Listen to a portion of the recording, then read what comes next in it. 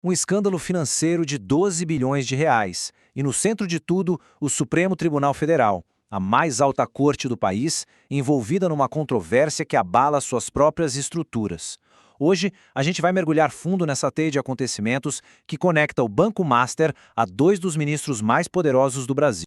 A pergunta que paira sobre essa história toda é a que realmente define o jogo. A gente está testemunhando a justiça seguindo seu curso normal ou seria uma poderosa rede de proteção sendo ativada bem na nossa frente? Vamos investigar os fatos para entender melhor.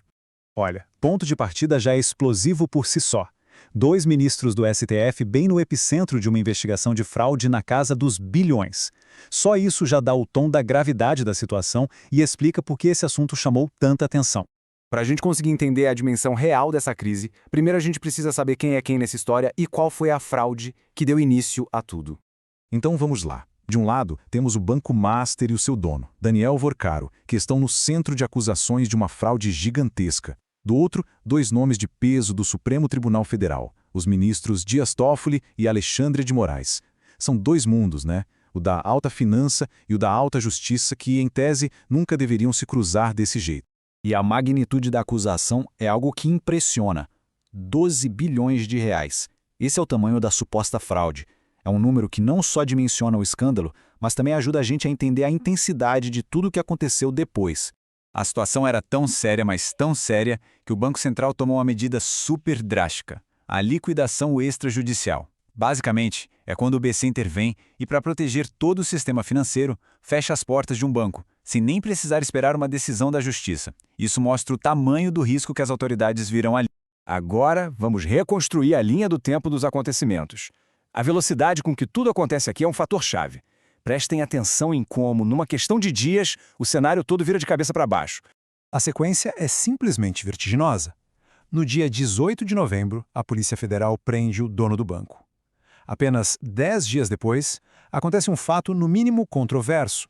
O ministro Toffoli viaja num jatinho particular com um advogado ligado ao banco. E no dia seguinte, o dono do banco é solto. A reviravolta final vem poucos dias depois, quando o próprio ministro Toffoli puxa para si o controle total da investigação, tirando o caso das mãos das instâncias inferiores. Essa manobra de tomar o controle do caso tem um nome técnico: avocar o inquérito. É quando um tribunal superior, como o STF, basicamente puxa um processo de uma instância mais baixa. É um movimento bem incomum e que, nesse contexto todo, claro, gerou uma polêmica enorme. Mas calma, a história não se resume ao ministro Toffoli. Logo, as atenções se voltaram para o outro ministro que a gente mencionou lá no começo, Alexandre de Moraes. E aqui a conexão é feita através de um contrato milionário. Guardem bem este número: 129 milhões de reais. É um valor que por si só já chama muita atenção.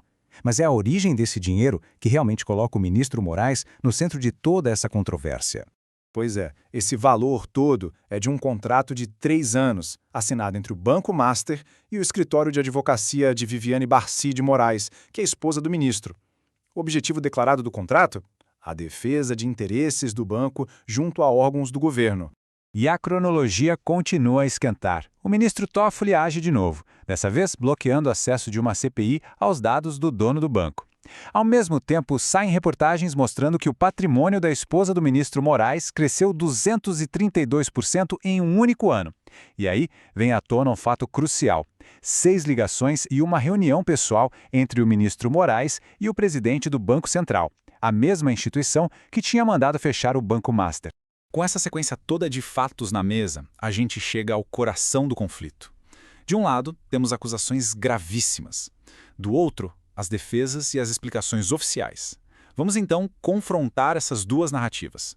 E é aqui que as versões batem de frente. Os críticos olham para tudo isso e veem um padrão: conflito de interesses, abuso de poder, tudo para proteger o banco. Já a defesa contesta ponto por ponto. O contrato do escritório da esposa do ministro? Atividade privada, totalmente legal. A viagem de Toffoli no jatinho? Pura coincidência. As decisões de Toffoli de assumir o caso foram necessárias para esclarecer os fatos. E as ligações de Moraes para o Banco Central teriam sido sobre um tema genérico, sem nenhuma relação direta com o caso do Banco Master. E aqui tem um ponto fundamental para o lado da defesa. A Procuradoria-Geral da República, que é o órgão máximo de acusação do país, analisou um pedido para investigar o ministro Moraes e decidiu arquivar, afirmando que não encontrou nenhum indício de ilegalidade. Agora, vamos ampliar um pouco o foco, porque este caso vai muito além de um único banco ou de 2 ministros. O que está realmente em jogo aqui para as nossas instituições e para a sociedade como um todo? O impacto disso tudo transborda o caso em si. Na parte jurídica, o que está em risco é a confiança da população no próprio STF. Na economia, a simples percepção de que pode haver interferência judicial no setor bancário já é o suficiente para gerar instabilidade. E no campo social, bom, esse escândalo vira mais um combustível para a polarização política intensa que a gente já vive no país. Chegamos então ao ponto final da nossa análise. O que fica de tudo isso são tensões centrais sobre conflito de interesses, sobre a confiança do público e, claro, sobre o futuro das instituições brasileiras. É muito importante ter em mente uma citação da análise que a gente usou como fonte. A sequência de eventos cria sim uma cronologia bastante crítica, mas ela deve ser vista como uma tese, a defesa de um ponto de vista, e não como uma prova definitiva de um esquema coordenado. No fim das contas, este caso todo é um grande nó que amarra 3 questões fundamentais: a autonomia que as instituições precisam ter para funcionar, os limites da ética no poder judiciário e a necessidade que sempre existe de fiscalização e de transparência. E isso tudo nos deixa com aquela pergunta clássica, que talvez hoje seja mais relevante do que nunca: quem vigia os guardiões da Constituição? É uma questão que fica para reflexão, com implicações muito profundas para a nossa democracia e para o Estado de Direito.